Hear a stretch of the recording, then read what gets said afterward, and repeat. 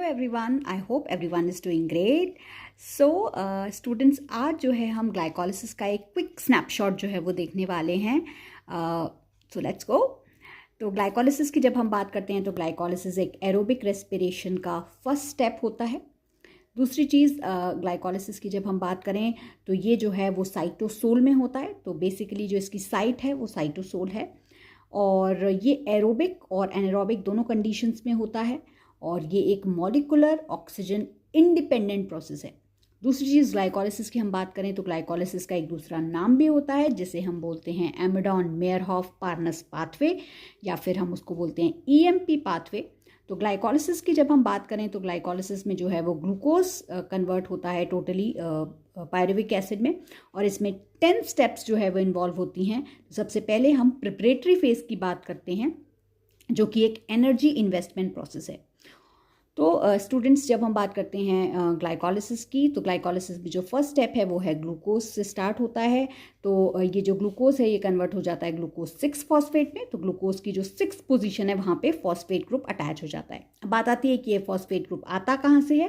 तो इसमें ATP utilise होता है स्टूडेंट्स और ये जो एटीपी है वो एडीपी में कन्वर्ट होता है।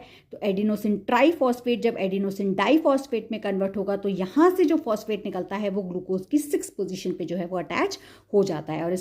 और ये जो स्टेप होता है ये हेक्सोकाइनेज की प्रेजेंस में होता है और Mg+2 एज अ कोफैक्टर इसमें एक्ट करता है।